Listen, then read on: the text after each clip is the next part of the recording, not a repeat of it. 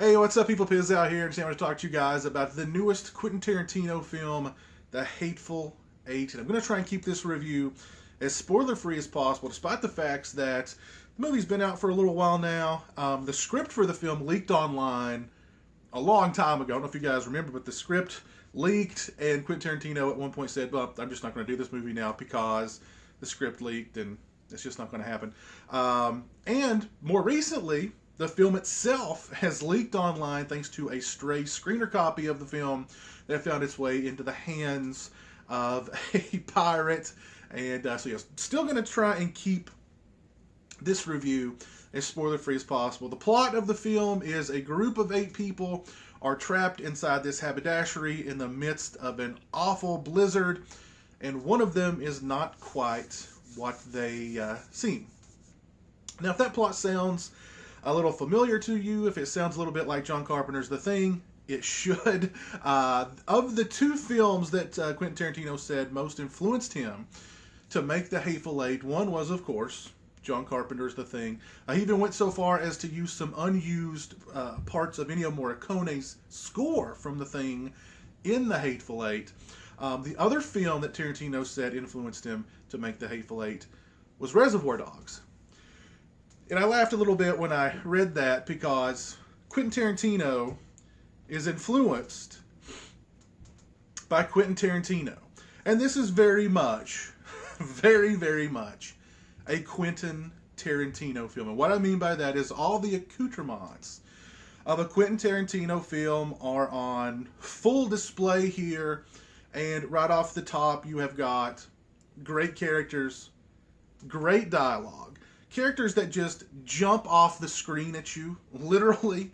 Dialogue that just, you can sit. There's sequences that are just 10, 15 minutes of just 2 characters talking.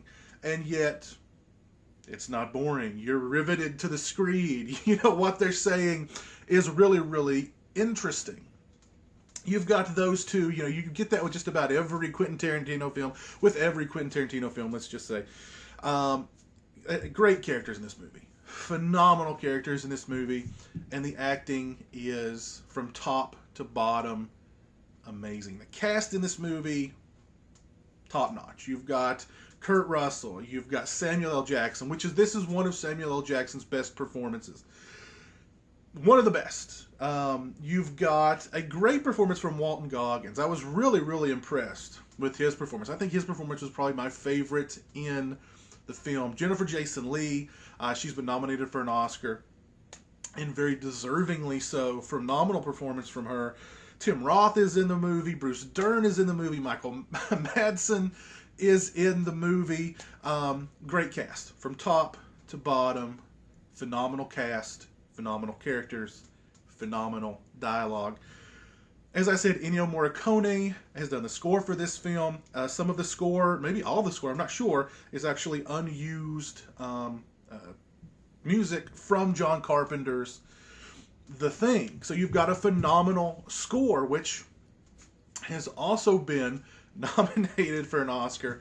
The look of the film is fantastic as well. The cinematography has been nominated for an Oscar. It's one of the coldest looking and feeling movies I think I've ever seen. I'd rank it right up there with John Carpenter's The Thing. The movie just looks absolutely frigid. Watching the movie, I just felt cold watching the movie. Every character in it seems to be just practically frozen to death. So the look of the movie, the feel of the movie, the cinematography, it's that huge wide angle. It's like, I forget what they call it in the opening credits, Ultra 7D Panavision or something like that. Just enormous, beautiful shots in the film. So you've got a technically just beautiful movie to look at. A beautiful movie to listen to. There's there's a song that Ennio Morricone did for The Thing that was not used in The Thing. I'm trying to think of what it's called. Bestiality, something like that. And Quentin Tarantino uses it in this film in some very, very pivotal moments. And just phenomenal sounding movie. A great score from Ennio Morricone here.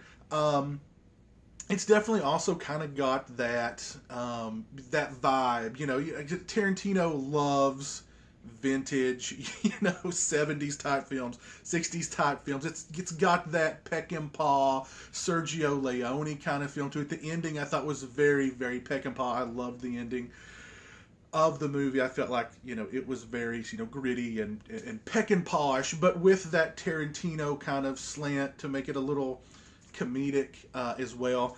Great action sequences in the film, lots of blood in the movie, some great comedic sequences as well in the film. So many phenomenal just sequences in this movie.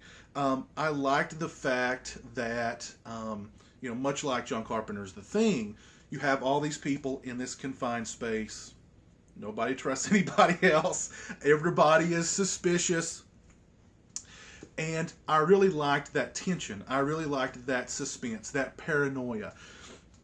If anything, I think my only qualm with this movie is that Tarantino didn't take it further. He didn't, when we sort of get to that point where the movie shows us its hand and all the, all the cards are on the table, I wanted him to just to ramp up that suspense more, to ramp up that paranoia more, just to give us a little bit longer with that paranoia.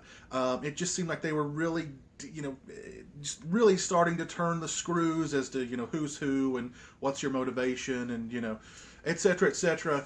And then they just kind of said, okay, well, here it is. I really, really wanted more. Much like all of other Tarantino's films, it's not told in a linear kind of way. They jump around in the time frame to explain who this person is and what they're doing and who, what, where. And at one point, even they jump back in time and Tarantino starts to narrate the film. And this was like an hour, well over an hour into the movie. All of a sudden, we jump back in time and Tarantino's narrating what's going on himself. At the very beginning, I kind of was like,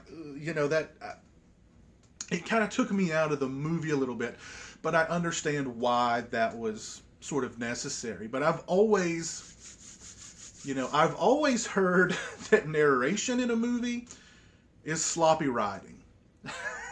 And, not that that's necessarily sloppy on in the case of The Hateful Eight. I think it was necessary, but I wonder if there was any way he could have worked his way, knowing what a phenomenal writer Quentin Tarantino is, to work his way around that. Not that narration really, ruins the movie for me. It was jarring at first, because well, what? Tarantino's now talking over his movie. But anyway, we jump back in time a second time, and we see characters and how things were set up, and that was really well done, I thought. It's a really good movie. The Hateful Eight is just a really good movie. It's almost at this point like, you just expect certain things from Quentin Tarantino. You expect the great dialogue. You expect the great characters. You expect those great sequences that are just, 10 minutes, 15 minutes of just two characters talking, and whatever they're talking about is really, really interesting. You expect, tonal shifts from seriousness to sort of, comedic aspects. Like I said, I loved the ending. Loved the way this movie ended. It's bleak, but it's comedic. And I kind of, after watching the movie, I kind of thought to myself, Tarantino's inspiration is Tarantino. So is he just kind of doing, at this point, is he just sort of doing what people expect him to do? And is it, is it kind of lazy on his part to not want to challenge himself, to not try maybe a new genre? I know he's talked about wanting to do a serious horror film next, and I really, really hope that he does. because I think that would be phenomenal. I guess what I'm trying to get at is, if Da Vinci's Mona Lisa, it's a masterpiece. It's the most iconic sort of piece of art ever. Everybody knows what the Mona Lisa is, but what if he just kept doing Mona Lisas?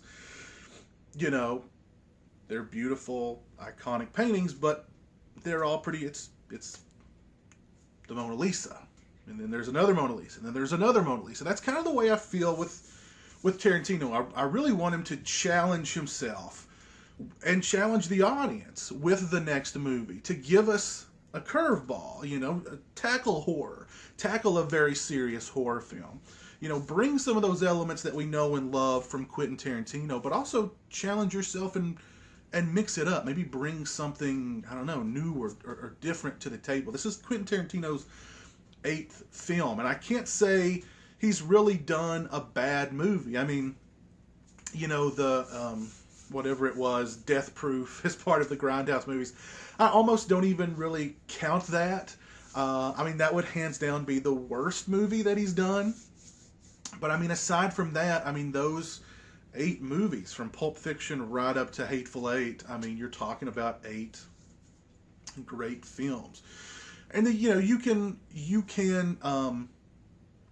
always criticize Tarantino for not having his own sort of, I guess, style or whatever. He's just sort of mimicking Sergio Leone or, Carpenter, or people that he, filmmakers that he loved and respected back in the day. And I've heard that criticism of him. He's just he's remaking, movies from the 70s or whatever. I'm sure you've heard the criticism of Quentin Tarantino not challenging himself, or just sticking with that retro kind of 70s-ish thing. I don't know. I'm babbling at this point, but I think you guys understand where I'm coming from, at least. But yeah, The Hateful Eight, a great movie. Really well made, really well written, exceptionally well acted movie. The cast is absolutely phenomenal in this movie. Like I said, it's one of, if not the best, Sam Jackson performances, to be perfectly honest. I was really impressed with Walton Goggins in the film. I think he deserves a lot of praise. Of course, Kurt Russell's just Kurt Russell. Jennifer Jason Leigh nominated for an Oscar. Deservingly so, I do believe. I just wish Tarantino would have, tightened the screws a little bit longer with the suspense and with the tension and the paranoia of, who's who and et cetera, but just a minor qualm for me. If you guys have seen The Hateful Eight, please let me know what you think of it in the comments section below. If you've not seen The Hateful Eight, by all means go out, check it out, come back, and let me know what you thought of it in the comments section below. As always, thanks so much for watching. I appreciate it. Take care, and until next time, peace.